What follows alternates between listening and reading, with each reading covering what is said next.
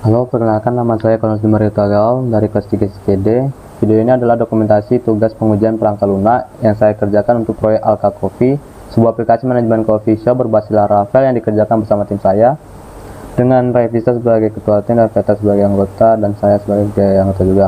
Untuk pengujian ini, unit yang menjadi tanggung jawab saya adalah out controller, khususnya dua metode utama, login dan logout, yaitu fitur autentikasi pengguna pada aplikasi Alka Coffee.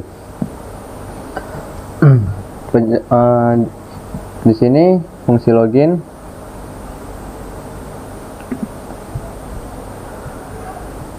Nah, fungsi login bertugas mengautentikasi pengguna berdasarkan email atau username dan password. Sistem ini cukup pintar. Dia otomatis mendeteksi apakah info yang dimasukkan berformat email atau username biasa, lalu mencocokkannya ke database. Kalau cocok, user disarankan ke dashboard. Kalau tidak, sistem menampilkan pesan error generik username atau password salah tanpa membocorkan field nama yang sebenarnya salah. Ini penting untuk keamanan. Fungsi logout lebih sederhana. Ini memanggil out login, menghapus session dan mengenerasi CSS token lalu mengarahkan user kembali ke halaman login. Saya memilih unit ini karena fitur autentikasi adalah pintu gerbang keamanan aplikasi. Kalau ada celah di sini, seluruh sistem jadi berisiko. Selain itu, logikanya cukup menarik untuk diuji karena punya kombinasi kondisi yang tidak terlalu sederhana, jadi cocok untuk dipelajari lewat berbagai teknik pengujian.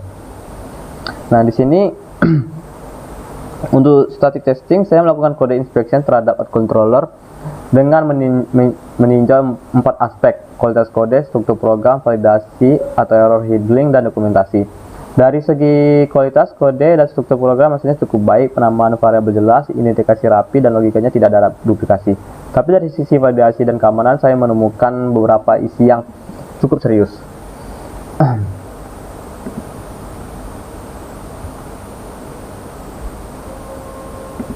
Nah, di sini merupakan tabel defect log, yang dimana total ada 6 temuan dengan 4 diantaranya priority high. Pertama, kebijakan password terlalu lemah, minimal cuma 3 karakter, padahal ini akun admin dan kasir yang seharusnya dijaga ketat.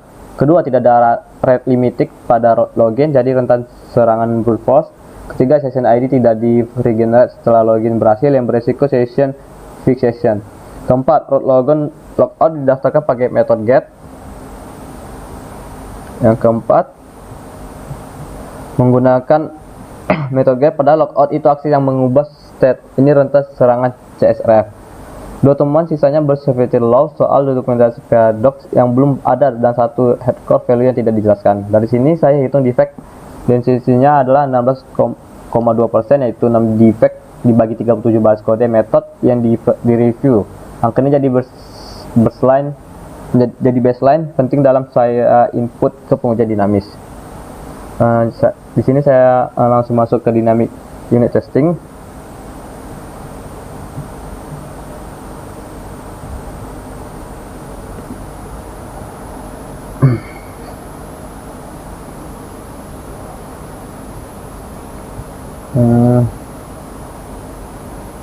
Nah, ini merupakan tabel cyclomatic complexion dan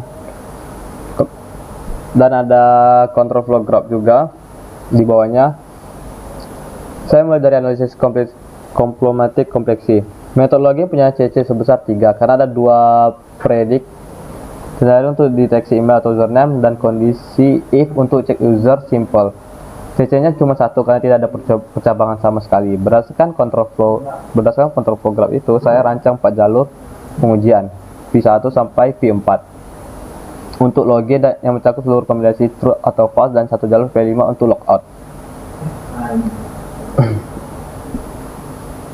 Ini merupakan tabel control flow graph. Saya juga lakukan data flow testing, menelusuri variabel kristal seperti validate, login field, user, dan request. Semuanya punya pasangan definisi penggunaan yang valid, tidak ada defect variabel. Dari kedua analisis itu, saya susun 7 test case TC1 sampai TC7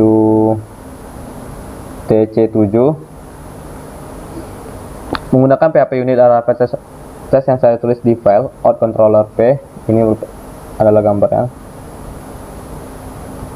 Ini adalah kodenya untuk controller.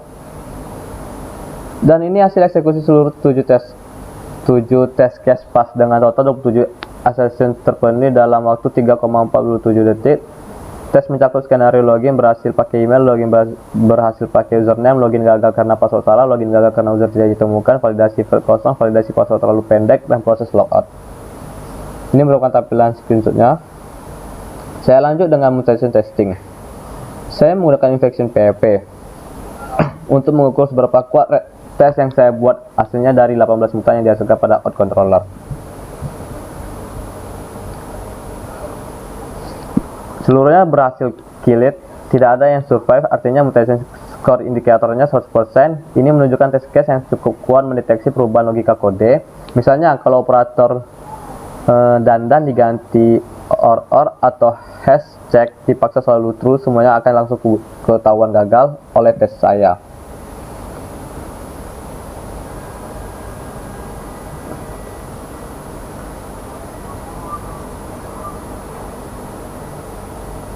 Di sini saya akan langsung masuk ke fungsional testingnya. Nah, di sini saya fungsional testing menggunakan tool decision table testing, yang mana saya pilih teknik decision table testing alasannya hadir hasil akhir dari fungsi login ditentukan oleh kombinasi beberapa kondisi independen sekaligus, format input, keberadaan user, dan kecocokan password, bukan sekedar rentan nilai suatu file. Jadi di decision table yang paling pas untuk menangkap logika kombinasi if user dan hash check. Ini secara black box tanpa perlu melihat kodenya. Saya susun 3 kondisi: apakah input berformat email, apakah user ditemukan, dan apakah password cocok. Menghasilkan 6 rule dan 6 test case atau DT01 sampai DT06. Ini merupakan tabel hasil pengujiannya.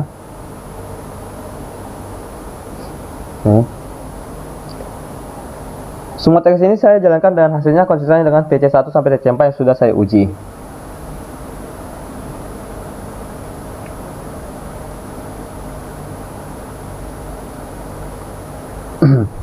Yang sudah saya uji sebelumnya. Jadi ini jadi bukti silang antara pendekatan black box dan white box, dan tidak ditemukan ketidaksesuaian antara expect result dan actual result.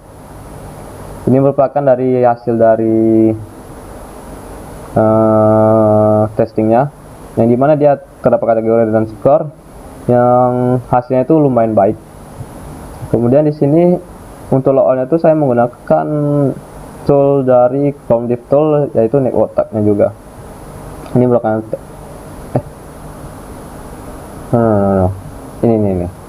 ini merupakan hasil dari fungsional. Kemudian di sini saya akan menjelaskan untuk non fungsional. Yang dimana untuk non fungsional testing saya pilih performance testing yang menggunakan Google Lighthouse yang sudah terintegrasi di Chrome DevTools. Dipilih karena mudah diakses tanpa instalasi tambah dan menghasilkan metrik standar industri seperti Core Web Vitals. Tujuan dalam mengukur kecepatan loading, halaman login, karena di baliknya ada proses query database dan hashing password yang berpotensi memperlambat pengalaman pengguna. Hasilnya skor performance halaman login cuma 55. Masuk kategori perlu perbaiki. Padahal skor accessibility, best practice, dan SEO semuanya di atas 90. Setelah saya telusuri lewat tab network, ternyata penyebab ada beberapa file JavaScript pihak ketiga seperti Cartis, Deadpicker, Sweatstore, Node.js yang gagal dimuat dengan status 404. Tapi browser tetap menunggu responnya sampai beberapa detik sebelum lanjut render. Ini jadi bottleneck untuk performa halaman login. Untuk fitur logout saya pakai metode berbeda tab network, bukan Lighthouse, karena logout itu aksi server yang langsung redirect, bukan halaman yang dirender. Hasilnya total waktu halaman yang dirender memiliki respon 587,67 mili-detik dan hampir seluruhnya dibebaskan di tahap waiting for server response. Ini agak lebih lambat dari ekspektasi wajar untuk operasi simple invalidate session. Jadi kesimpulannya, dari sisi non fungsional, halaman login butuh optimasi aset JavaScript dan proses logout perlu dicek ulang di environment production tanpa debug tools yang menyala. Kalau saya rangkum, seluruh proses pengujian ini adalah ada beberapa teman penting. Dari sisi fungsional, logika login dan logout sudah benar dan 100% teruji, baik dari control flow, data flow, sampai maintenance text score-nya sempurna. Tapi dari sisi keamanan ada 4 celah. Jadi yang saya temukan di static review, password lemah, tidak ada limiting, session tidak diregenerate, dan logout yang rentan CSRF karena pakai get. Dan dari sisi performa, halaman login masih lambat karena aset yang gagal dimuat. Rekomendasi saya untuk tim developer, perbaiki keempat celah keamanan itu sebagai prioritas utama sebelum aplikasi di deploy, lalu dibersihkan aset jasa JavaScript-nya yang tidak terpakai dalam login untuk menaikkan skor performa. Dari proses ini saya belajar bahwa pengujian yang baik itu tidak cukup untuk hanya fungsional. Kode bisa saja 100% lolos tes fungsional, tapi tetap punya celah keamanan dan masalah performa yang baru ketahuan lewat static review dan non-functional testing. Tantangan terbesar yang saya hadapi adalah menyiapkan environment testing, mulai dari konfigurasi SQLite untuk database testing sampai Xdebug untuk mutation testing, yang ternyata cukup memakan waktu. Tapi dari situ saya juga jadi lebih paham bagaimana satu fitur sederhana seperti login dan logout ternyata perlu diuji dari banyak sudut pandang untuk benar-benar menjadi percaya. Sekian penjelasan dari saya. Jika ada salah kata mohon dimaafkan. Terima kasih.